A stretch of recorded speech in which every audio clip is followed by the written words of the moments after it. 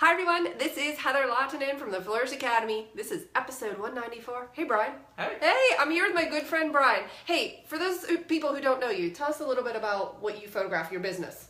Yeah, so Olivia and I, we photograph mainly weddings and engagements, and we also do families and newborns. Oh, well, which is basically everything for the most part. But largely weddings. Okay, so that's your primary focus. Yeah. And you guys have a studio. Yes. Yeah, where can people find you? Online at Schneider Brides, schneiderbrides.com, or if you're ever in Beaver Falls, right across from Geneva College. Yeah, which is where my husband works, Geneva. Yeah. And every time I go out there, I think I need to stop and see you guys. But we're going to plan something for that later. All right. But okay, we're going to talk about the 70 to 200 today. Yeah. But before we do, what gear do you shoot?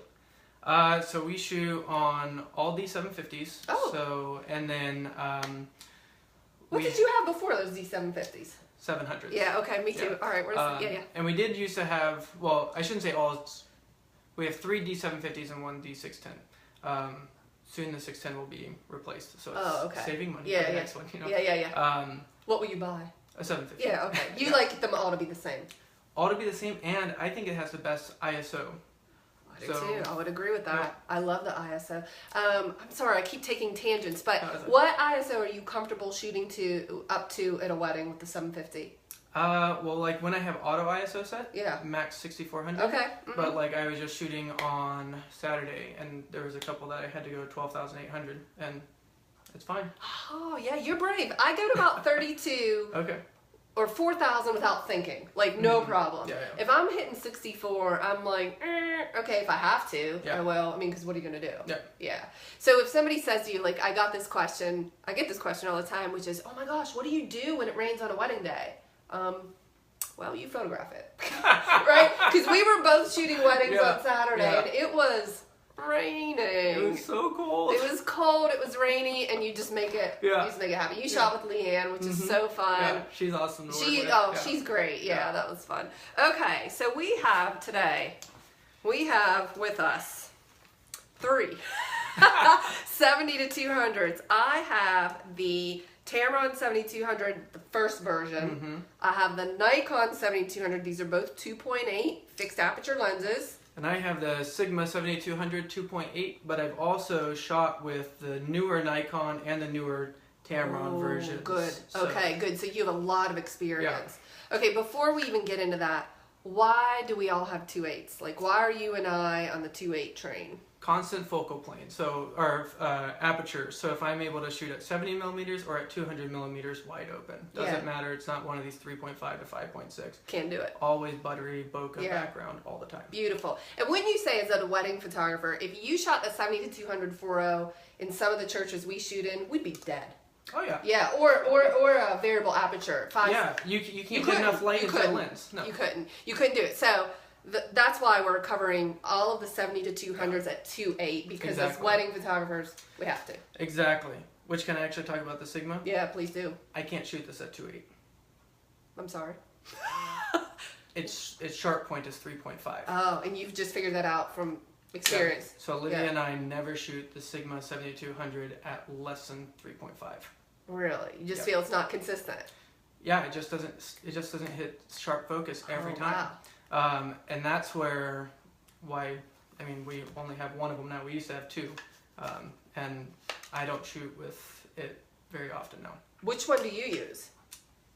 Well, this is my only 7200. Oh, because you were just telling me. I'm sorry, that's right. You were just saying you don't use it that much. Not anymore. Not anymore. No, Robbie hooked me up with a with a 105 1.4 just about a year ago, and it almost never comes off my camera. You love that lens. Absolutely. Okay, I've not shot with that lens.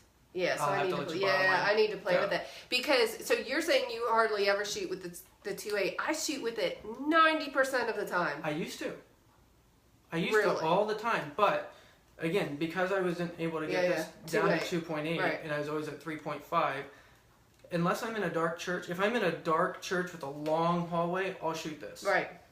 But when Olivia and I were at WPPI, we went into the Nikon Professional Services booth, and we were talking to them about all the different stuff. Yes. They have all the lenses there that you play around with, and they had the new 2.8 FL. And I was like, ooh, I really want it, because I was shooting across the showroom floor at 1 25th of a second. Yeah. Super slow. At 200 millimeters. Yeah. ISO 3200.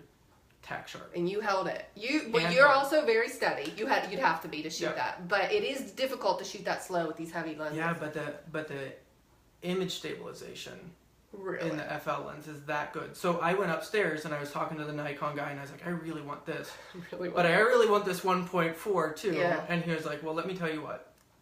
If you're between these two and you don't have the 85 1.4, buy the 105 1.4. Right. Because the 7200 FL is going to come down eventually in price. Which right now it's like it's crazy. It's like $2,800. $3,000 for that lens. Yeah. That's a lot of money. But Robbie had a used 105 1.4 in the shop for a good price. Yeah. And it had only been out for like 6 months. And so I knew it was like a really a used lens. So I was like, okay, normally I don't like buying used gear, but you went for it. I went for it. And you love it. Love it. Okay, do you ever miss the 200? Like the zoom, getting that far in? If I know I'm gonna miss it, then you just pick it up. Oh, okay, okay. I mean, my mind is blown by this. This 105 1.4, how much? New. How much is that lens? Oh, I don't know new. I bought it used for $2,000. Used for $2,000. Yeah. Okay. So that one's never gonna come down in price. Yeah, that's not an inexpensive lens. That's why when Robbie had it for sale, used 6 months after its release, I was like, I'm never gonna find this lens. Was that recent that you did that, or how long ago? 10 months ago. Okay, so fairly, yeah. Yeah. Yeah, I haven't even had an opportunity to play with that lens. Yeah. She brought it. Yeah. I would. But I love the 7200. I shoot at 200 at 2.8 in the churches all the time. Okay, so the real question here is, Leanne's here. Hi, Leanne. Hi. Yeah. So the real question here is, if you were in the market for a 70 to 200 2.8, which many of our friends are, which one would you get? I would get the newer version of the Tamron. Tamron. Hands down. Yeah. So the Tamron, I took Robbie again, let me borrow it just for a wedding to review the new version. Yeah. And I was able to take that down to 1/50th of a second, handheld. The optical stabilization held. Yes. Chromatic aberration wasn't too bad. I was able to shoot at 2.8 and it was sharp. There's only one thing. So only one thing. Yeah. Okay, well, we need to talk about it. Yeah, exactly. Yeah. And this is right. It's the FL version of Nikon is almost $3,000. The Tamron is significantly cheaper than that. A fraction. But it has the buttons here, right? So like the switch. Yeah, on the Sigma they kind of like stick out. On the Nikon they're pretty flat against the barrel. Yeah, both of these are pretty flat. Yeah.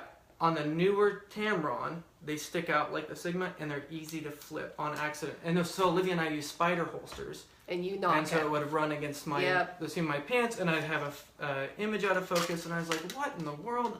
Like the why is it not focusing? Fine. Yeah, right. Because you bumped it. So if you want to save like $1,500, buy the Tamron. Which I do. Exactly. Buy the Tamron and get a piece of gaffer tape. There it is. Yeah. That's your hack. That is really. I mean, literally, like tape it. Yeah, I was really, really impressed. Like if I was, and I like buying Nikon stuff. Yeah, I do too. I do too. But again, if it was like I didn't have $2,800. And I wanted a really good lens, I'd go with the new Tamron, and I would literally just tape that switch down and... I would agree with you. If I had to make a recommendation right now, I would recommend the 70 to 200 Tamron 2.8. This is the older version. I'm shooting with this now all the time. I like it. Because, really? All the time? All the time. I had this on at the ceremony, outside for the portraits. Obviously receptions, not so much. I have a portrait session this afternoon. I will only take this lens with me. I will shoot the entire session with this lens. And you think it's sharp at 2.8? Oh, it's definitely sharp at 2.8.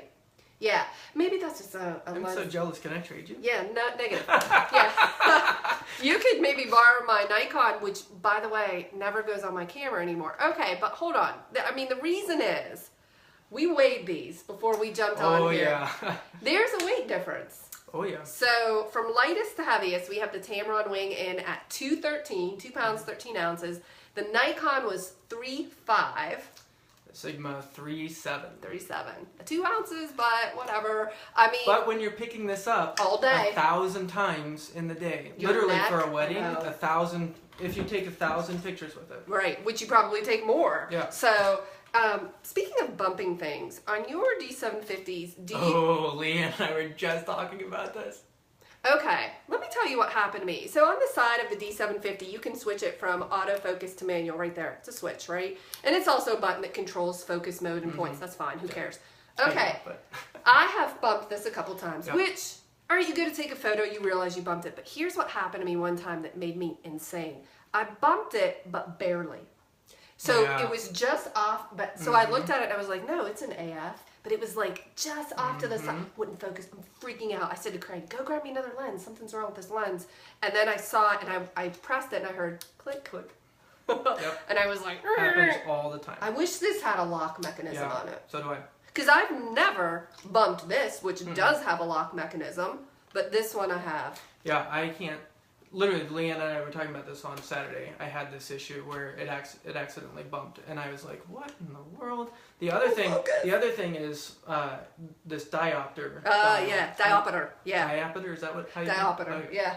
Well, learned how to pronounce it. Yeah, diopter. Yeah, you bump it or you. Yeah, because we use the Spider Pros, it just rubs, and then it's like everything looks out of focus, and I'm like, "Well, it says it's in focus," and I go, "Oh." And I know it's a mental thing. Yeah, but you still need to be able to see it. Exactly. Yeah. I've had people bring me their cameras thinking there were problems, and it was the diopter. We need to do maybe a separate video on adjusting your diopter, but that's very interesting. So, okay, I guess our conclusion is, we should add, both of us have shot extensively with all of these lenses. So we have a lot of data to pull from in terms of going into the Lightroom, zooming in, checking for focus. And really, I guess the bottom line is they all perform pretty well, except that Sigma 3.5 thing has me a little uncomfortable. Yeah, now we did it. We got into the Sigma 7200. Again, it was the same price point because we got in when we were new and we wanted a constant aperture lens. And we were able to get it used for $800. Okay, pretty good. All right, so you can't complain. No, and so it got us where we needed to be. And at 3.5, it was sharp enough. And thankfully, we were using the 750s, so we were able to make sure we were able to bring up the ISO. But especially with how good Tamron's getting and how low the new version starting point is, if you're able to snag one, and if you're able to justify, you should justify the image quality difference between these two lenses. Yeah. I mean, you won't regret it. Right. I don't think you will. I think really Tamron's the way to go in this particular. I mean, that is our professional opinion, is it not? It is, and I'm saying this because I love the Nikon FL. I know. But it's $2,800. I can't do it. I cannot spend $3,000 on that lens. I cannot. I could, but we have kids. Oh, not only do you, that brings up a good point. I mean, isn't your wife due with your 18th child any day now? Not 18. How many? We're having our 4th. Okay, 18, basically. I mean, there's a multiplier. Yeah. Right? Doesn't it feel like, what are the ages of your children? 5, 4, and 2. And then a newborn on the way. Yes. Let's all pray for Brian. Oh, we should add, he's also working on his master's degree. So I said to him before we started, how do you manage a master's degree, full-time schooling, a full-time business as an entrepreneur, and 18 kids? And what was your response to that? Systems. You're very organized. Yeah, you'd have to be. Well, I mean, but also we talked about too, like, you gotta know, like, priorities. Like, our family's a priority, school is a priority, so there's times where, like, I haven't been on Instagram, and you know what? I can't be distracted with Instagram this past week because the baby's coming, and we need to be ready for the baby coming. So our family came before the business this past week. But that also means, I mean, all of our couples are still getting their galleries on time. All of the emails are still going out on time. So clients are still well taken care of. But a whole bunch of extra stuff that we do are kind of like, you know what, that's going to wait. Like social media. Yeah, you've just had to prioritize. And you seem very okay with, like, okay, that's just one thing I'm not going to be able to get to, and that's okay. You're okay with it? Or does it concern you, or like? At times it's concerning, because you know that this is like how you engage people, and you know people love seeing it, and so there's always this tension, you know. But you really have to just ask yourself, what are the priorities, and what are the promises that I've made to clients? Right. And as long as we're keeping those promises, yes. Maybe we didn't get a beautiful blog written for them because our blogs take me like 3 hours to write, you know. But they got their galleries quick, well-edited pictures. Yeah, you're delivering. Emails answered right away. I mean, like, so we majored on the major things, but that doesn't mean the minor things, you're still not like, oh, I wish I could do better. For sure. Yeah. You always wish you could do better. Yeah. But I love what you just said there. Whether you major on the minor things or major on the major things, you're focused on what's important. And you've defined it. And you know what? I think that comes with wisdom. I think. Oh, that's the first time I've ever been called wise. Yeah, Thank you. Yeah, you're welcome. Like age of wisdom. But, you've had 18 kids in 5 years, and you've had to get wise. Poor Olivia, if it was 18 kids in 5 years. She's a beautiful mom. Oh, she is. I saw that photo you posted. Yeah. Is that why she keeps getting pregnant? Because she's so pretty. She's a pretty mom. Maybe we'll keep having more Schneiders running around. Hey, I think the world needs more Schneiders. I fully support you because I have 2 kids and I reached my limit. Hey, so Brian and I are going to hang around. We're going to jump off this video. Yeah. We're going to do another video on the Pro Photo A1 at weddings. Yes. So you want to join us? I want to hear about that. All right. Have a great day. We'll see you.